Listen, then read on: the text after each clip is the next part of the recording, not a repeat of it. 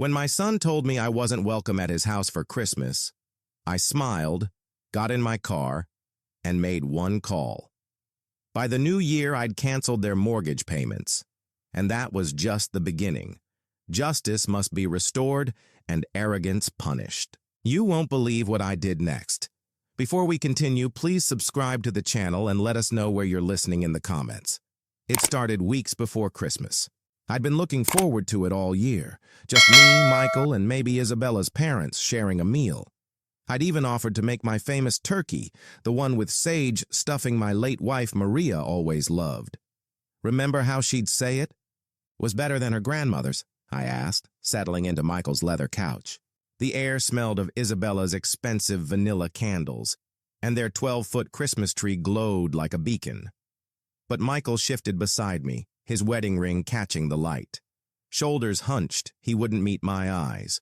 "Dad," he said, voice tight, "you won't be welcome here for Christmas." The words hit me like a physical blow. I blinked, certain I'd misheard. "What do you mean?"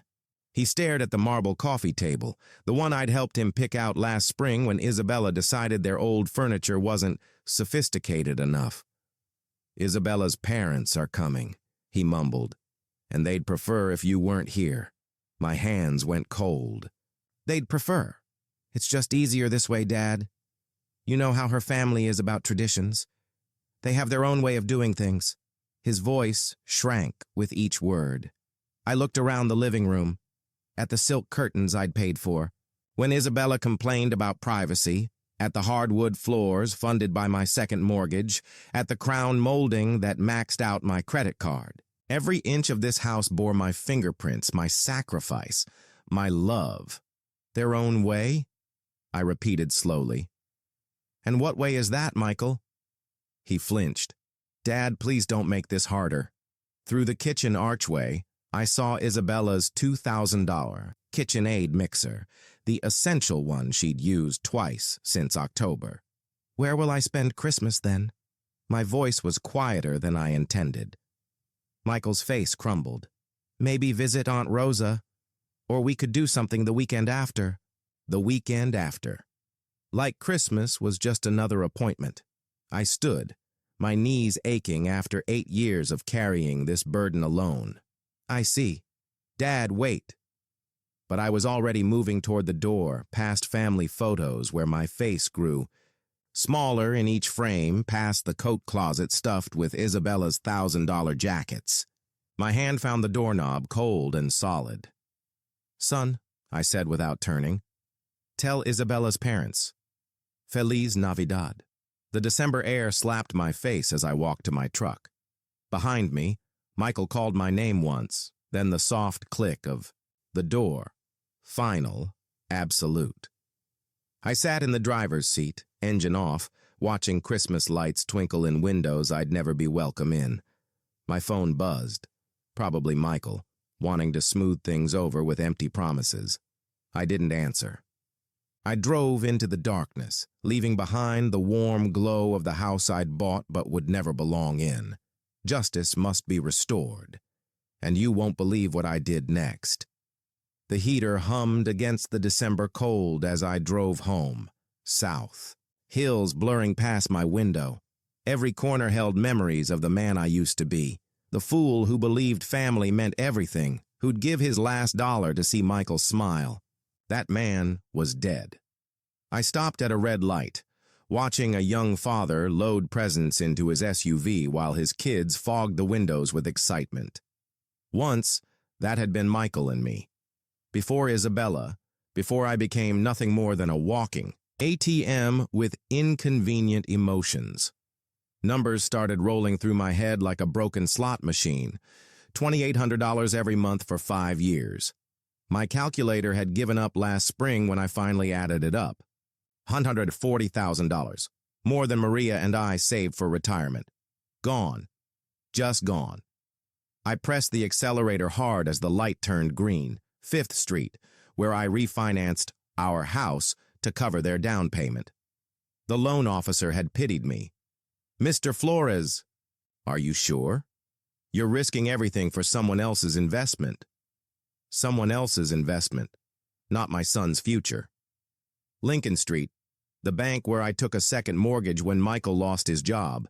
"Just temporary, Dad," he'd begged, while Isabella nodded sympathetically, her $700 purse slung over her shoulder. My desperation was worth nothing to them. I pulled into my driveway, concrete cracked because every spare dollar vanished into their suburban fantasy. Inside, the house felt hollow without Maria's laughter. My phone rang, Isabella's name flashing, probably wanting to explain why I wasn't good enough for her parents. Perfect timing. I'd waited 5 years for this conversation. I answered on the 4th ring, letting her wonder. "Dennis?" Her voice dripped false sweetness, the same tone she used when asking me to cover their water bill. "Heard about the misunderstanding with Michael." "Misunderstanding?" I leaned against my kitchen counter, coat still on. "I think your position was clear. Look, my parents are traditional. They expect a certain atmosphere. Your kind of cooking, the loud music." She paused. "Frankly, Dennis, they're educated. People. They expect conversations about art, literature." Heat flooded my chest, but my voice stayed level. "You mean the food you ate every Sunday for 3 years? The tamales you said reminded you of your grandmother?" That was different. We were appreciative then. "Now you can't have the Mexican peasant embarrassing you?" "Don't be dramatic. It's about class. My father graduated summa cum laude. My mother speaks 4 languages. What would you contribute? Stories about laying tile? I built a business from nothing after her husband's grandfather died. Employed 50 people. Paid more in taxes than her father ever made." "Money isn't everything, Dennis. Breeding matters, education matters, and frankly, Maria understood her place better than you understand yours." The line went silent. She'd crossed it. "What did you say about my wife?" "She was a house cleaner who got lucky. At least she stayed quiet about it." My hand tightened around the phone. "Maria had more class in her little finger than your entire bloodline." "Isabella." My voice dropped to something I didn't recognize.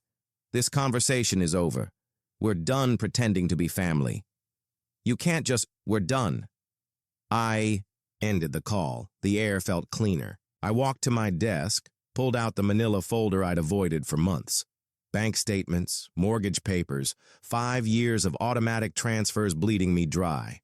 Time to stop the bleeding. I spread the documents across my kitchen table like crime scene. Evidence. 5 years of $2,800 vanishing from my account into theirs. First year, $33,600. Second, another $33,600. Third year, I stopped buying new clothes. Fourth, I shopped at discount groceries. Fifth year, I ate peanut butter sandwiches for lunch, $143,400, not counting the down payment. Not covering their utilities when Isabella's shopping addiction flared. Not the new roof, the landscaping, the essential furniture. Maria's life insurance, my retirement, the grandkids' college fund, all poured into a house where I wasn't welcome for dinner. I called my bank. "Customer service, this is Jennifer. I need to cancel an automatic transfer." I gave her my details, voice steadier than it had been in years. "I see it," she said. $20,800 monthly to Wells Fargo, account, ending in 7/4/23. "How long have you been making this?" 5 years. The words tasted bitter. "You want to cancel it, effective immediately?" I looked around my outdated kitchen, the leaky windows, the walls needing paint, money spent on someone else's castle. "Effective immediately." "Done." "No," I said, surprising myself with how good it felt. "That's everything." I hung up. Silence. Outside, December darkness settled over Spokane. For the first time in 5 years, next month's budget would balance. I could fix my porch light, buy decent groceries, maybe take a vacation. I gathered the bank statements, walked to my fireplace, and struck a match. 5 years of martyrdom turned to ash. Warmth kissed my face, warmer than I'd felt in years. My phone buzzed. Probably Michael wanting to apologize, or Isabella needing money for throw pillows. I ignored it. I poured myself a glass of the good whiskey, the bottle I'd saved for a special occasion that never came. Tonight felt special enough. I raised my glass to Maria's photo on the mantel. "Merry Christmas to me," I said, and meant it.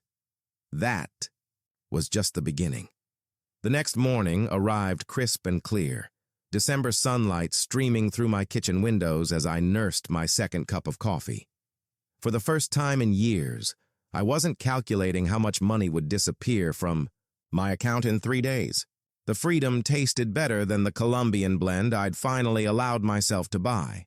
My phone rang at exactly 10:47 a.m. Isabella's name flashed like a warning label. "Dennis?"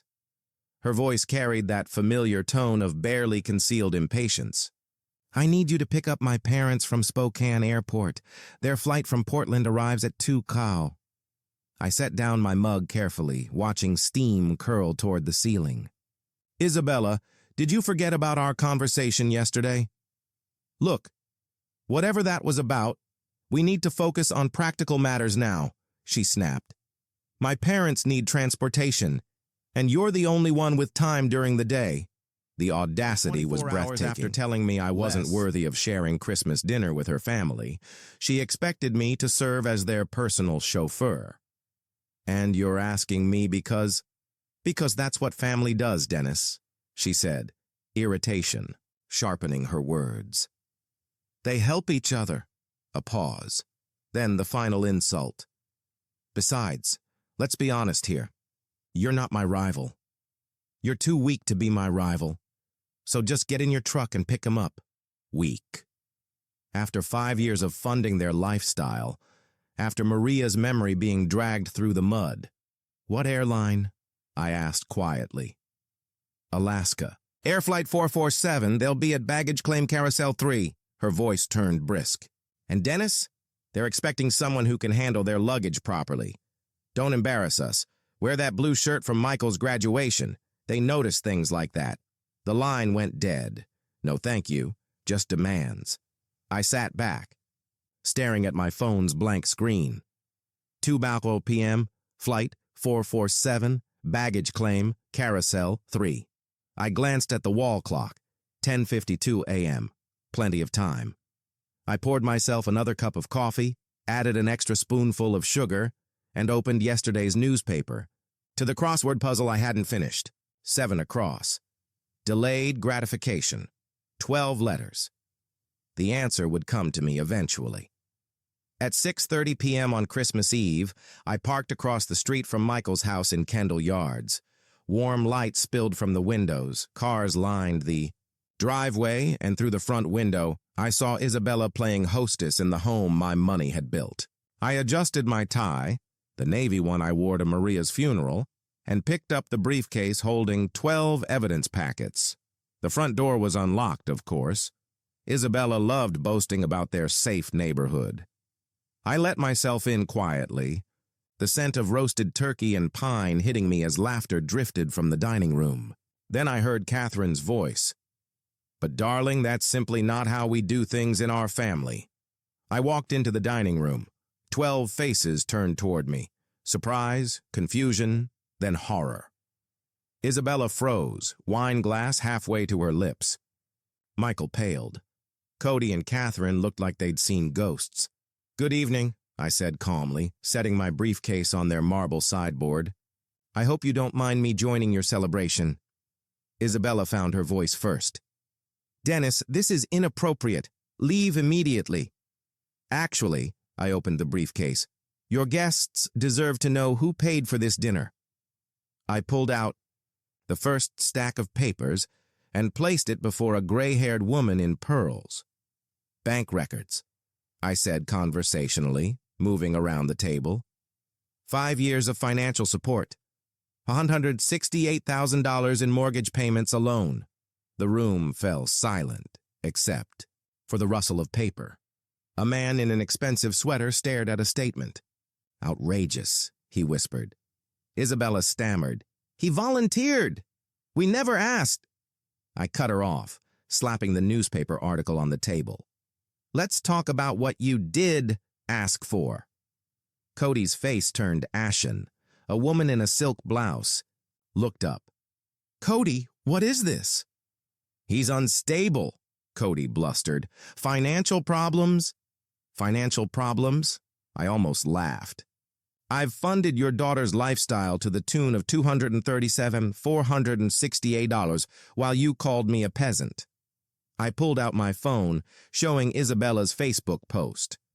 Can't wait to show off our hosting skills. Next to a photo of the kitchen I paid for. You banned me from Christmas because my Mexican food embarrassed your educated friends. Catherine's voice cracked.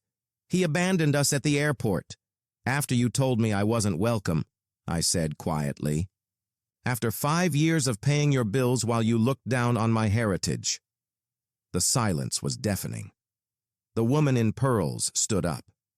Cody, how could you let your daughter exploit this man's generosity, then attack him publicly? Isabella made a last desperate attempt. Everyone, this is a family matter. No, I said firmly. It stopped being family when you made it public. I looked around the table. You'll read about Dennis Flores again, but next time, it'll be the truth. I closed my briefcase. Enjoy the rest of your dinner. It's the last one I'll be paying for. As I walked toward the door, I heard the eruption behind me. Voices raised in accusation, Catherine's shriek, the sound of a carefully constructed facade shattering. It was the most beautiful Christmas music I'd ever heard. The letter arrived on a Tuesday morning in March, delivered by certified mail with the weight of legal consequences behind every word. I signed for it at my front door, noting how the spring air smelled of new growth instead of winter desperation. Notice of default. Final demand for payment. Inside, 3 months of missed mortgage payments had caught up with Michael and Isabella like a tsunami of reality. $8,400 in arrears, 14 days to bring the account current or face foreclosure on the house I'd helped them buy. I set the letter aside and returned to my coffee, reading it like news about distant weather. Interesting, but not my problem anymore. My phone had been ringing for weeks. Isabella's number was blocked after her first hysterical voicemail, something about ruining her life, and how could you do this to your grandchildren? Grandchildren she'd never let me near. Cody and Catherine's social standing in Spokane had evaporated like morning mist after their Christmas dinner humiliation. Even Michael's calls went unanswered. Out of anger, yes, but also curiosity about how long it would take him to swallow his pride. The answer, apparently, was 97 days. He knocked on my door that Thursday evening, no longer the confident man, who'd excluded me from Christmas dinner. Dark circles hollowed his eyes. His expensive suit was wrinkled, and the smell of desperation clung to him like cheap cologne. Dad, he said when I opened the door, we need to talk. I stepped aside, noting how he looked around my house like seeing it for the first time. The new furniture I'd bought with my first mortgage-free paycheck, the fresh paint on walls that hadn't been updated in 8 years because every spare dollar had funded their lifestyle, the repairs I'd finally afforded now that I wasn't subsidizing their American dream. Nice place, he said quietly. It's what happens, I replied, settling into my new recliner, when you spend money on yourself instead of people who don't appreciate it. Coffee? He shook his head, perching on the edge of my couch like he was afraid to get comfortable. Dad, I need you to know how sorry I am. About Christmas dinner, the newspaper article, the way Isabella, the way we treated you. Go on. I didn't know about Cody planting that story, he insisted, running a hand through his hair. I swear, when I found out, Jesus, Dad, the things they said about you behind your back, about Mom's memory. My jaw tightened at Maria's mention, but I kept my voice level.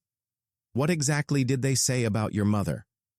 That she knew her place better than you knew yours, he mumbled.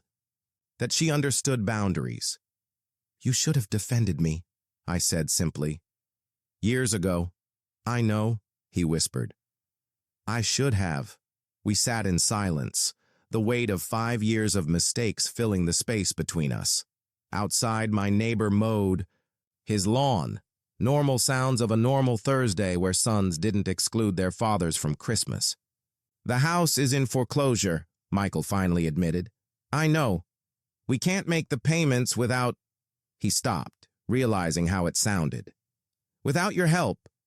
Without the money I sent every month while you let your wife's family treat me like garbage. I leaned forward. Do you know how much that was? He nodded miserably.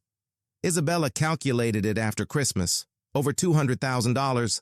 $237,468, I corrected. I know the exact amount because I finally did something I should have done years ago. I added it up. His face crumpled.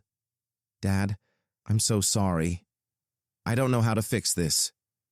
You can't, I said, not unkindly. That money's gone.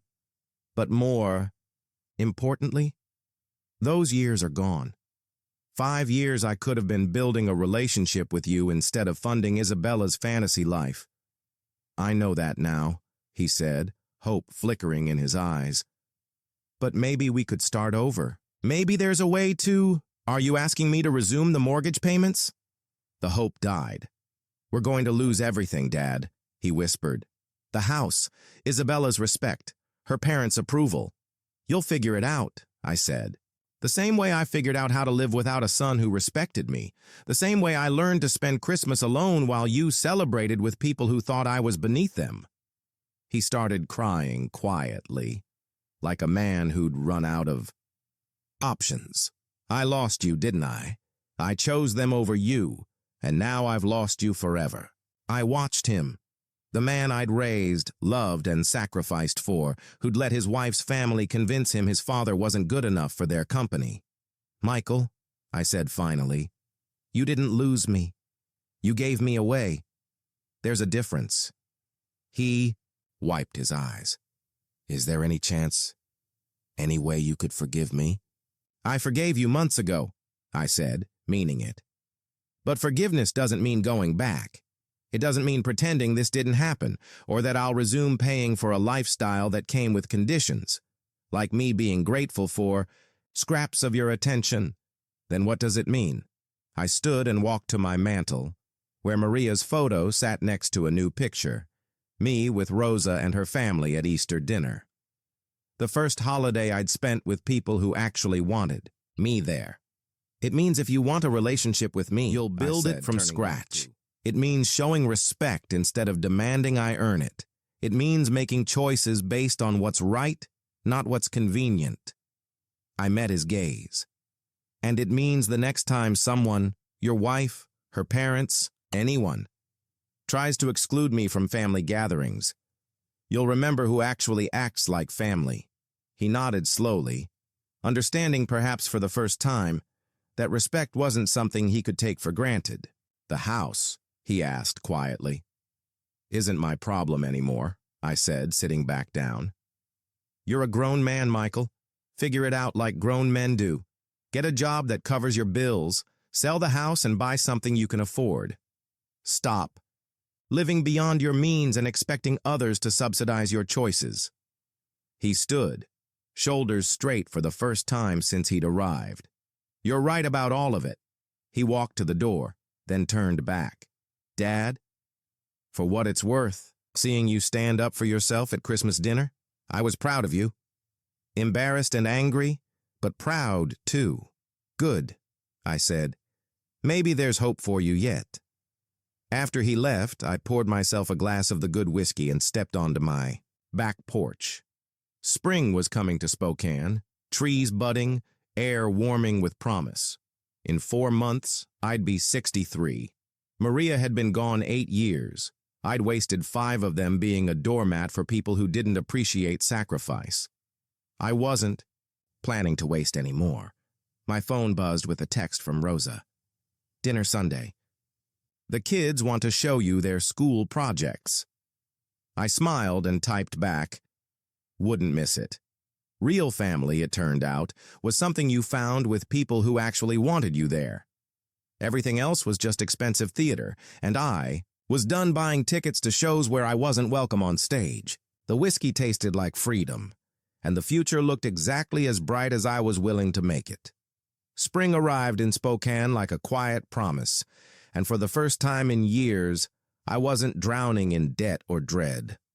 The mortgage cancellation freed up $2,800 a month, money that now went into my life.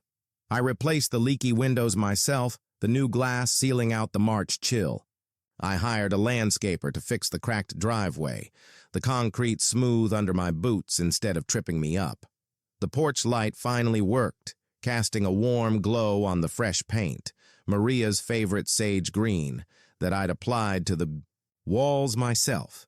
Every repair, every upgrade felt like reclaiming a piece of myself I'd pawned away.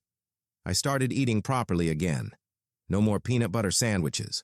I bought steak, fresh vegetables, even that expensive Colombian coffee Isabella used to sneer at. I joined a gym, not to impress anyone, but because my knees didn't ache as much when I moved. I bought new clothes, not because I needed to, but because I could. Soft flannel shirts, sturdy jeans, boots without holes. Simple things. Things that made me feel solid, whole. But the real change wasn't in the things I bought. It was in the people who filled the spaces Michael and Isabella had left empty. Rosa, Maria's sister, became my anchor. She'd always been there, quietly watching me bleed money for Michael, but now she stepped in without judgment. "Enough, hermano," she'd said over the phone one day, her voice warm but firm. "Come to dinner Sunday. My kids miss their Tio." So I went. Rosa's house was small, smelled of cilantro and frying onions, and was always loud with laughter and the thump of her kids' feet running. No marble countertops, no designer candles, just warmth. Her husband, Hector, shook my hand like an equal. "Good to see you standing tall, Dennis," he said, and it meant more than any empty compliment from Isabella's parents. Her kids, Sophia, 12, and Mateo, 9, bombarded me with school projects the first Sunday I came. Sophia showed me a science fair volcano she'd built, explaining the chemical reaction with fierce pride. Mateo thrust a finger-painted family portrait under my nose, stick figures with wild hair and bright smiles. "That's you, Tio Dennis," he yelled, pointing to a figure with a blue hat. "You're smiling now?" Rosa squeezed my shoulder. "See? They notice." We ate at her worn kitchen table, plates piled high with enchiladas and beans. No one talked about stock options or summer, homes in the Hamptons. We talked about Sophia's soccer game, Mateo's struggle with fractions, Hector's new fishing boat, Rosa's garden taking root in the backyard. It was messy, loud, and utterly real. When I laughed, it wasn't forced. When I shared a story about Maria, no one looked uncomfortable or changed the subject. They listened. They remembered her with me. One evening, sitting on Rosa's back porch, watching the sunset paint the sky in strokes of orange and pink, she handed me a cold beer. "Michael called again," she said gently. I tensed. "He wanted to know if you'd reconsider helping with the house." I stared into the distance. "And you said?" "I said you were busy building your life now." She nudged my arm. "Was that okay?" I turned to her, seeing the concern in her eyes, the genuine care. "It was perfect," I said. "Thank you." I found myself spending more time there. Helping Hector, fix the lawnmower, teaching Sophia how to change a tire, listening to Mateo's endless stories about dinosaurs. They didn't need my money. They just needed me, the man who could tell a joke, who remembered Maria's recipes, who had strong hands and a quiet presence. I wasn't Dennis Flores, the walking ATM. I was Tio Dennis. Part of their noisy, imperfect, loving circle. I heard whispers, of course. Spokane was a small town. Isabella's parents' social standing had crumbled after Christmas. Cody's banking connections meant nothing when the story of their exploitation and arrogance got out. People talked at the grocery store, at the gas station. "Serves them right," the cashier said one day as she bagged my groceries. "Taking advantage like that? Shameful." I just nodded, paid, and left. Their downfall wasn't my victory. It was just the natural consequence of their own actions.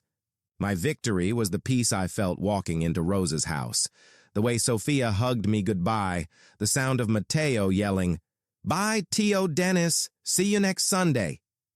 One Saturday, I drove out to a small nursery on the edge of town. I bought tomato, plants, basil, rosemary, things Maria used to grow. I spent the afternoon in my own backyard, digging in the soil, planting them in neat rows near the porch. The sun was warm on my back, the smell of earth rich and promising. As I watered the new plants, my phone buzzed. "Rosa, just checking in. Bring your appetite Sunday. Mateo wants you to try his experimental pancakes."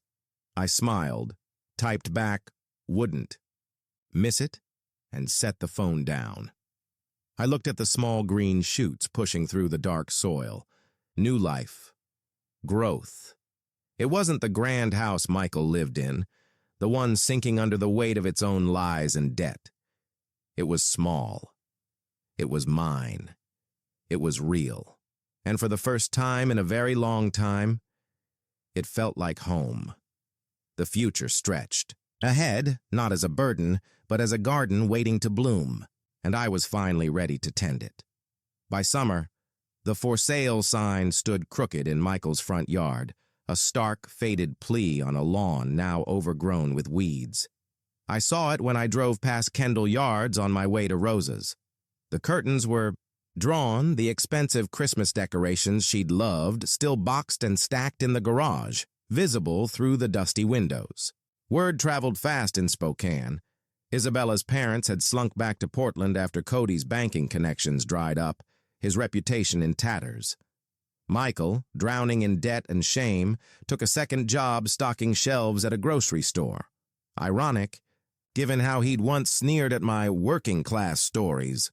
Isabella, I heard, spent her days posting tearful selfies about starting over on social media, her designer coats replaced by thrift store finds. Their perfect suburban fantasy had collapsed under the weight of its own lies. I didn't gloat. I simply lived. My garden flourished, tomatoes blushing red, basil scenting the air, rosemary standing tall like sentinels. One August evening, I sat on my back porch with a glass of iced tea, watching fireflies flicker in the twilight. The porch light glowed steadily, the repaired driveway smooth beneath my feet. Inside, Maria's photo smiled from the mantel beside. A new one. Me, Rosa, Hector, and the kids at a 4th of July barbecue, all of us grinning under a string of cheap lights. Sophia had her arms slung around my shoulders. Mateo was mid-laugh, his mouth full of watermelon. My phone buzzed. A text. From Rosa. "Pancakes tomorrow? Mateo insists he's perfected the recipe." I smiled, typing back, "Only if he promises not to burn them this time." The screen went dark, reflecting my own face. Calm. Lines softened. Eyes clear. No more calculations. No more dread. Just the quiet hum of crickets, the smell of warm earth, and the certainty that I'd chosen myself. If you found justice in this story, like this video, subscribe to the channel, and share your thoughts in the comments. To listen to another story of resilience, click the box on the left. Real family doesn't have a price tag. It's built with respect, not receipts. And mine? It's finally paid in full.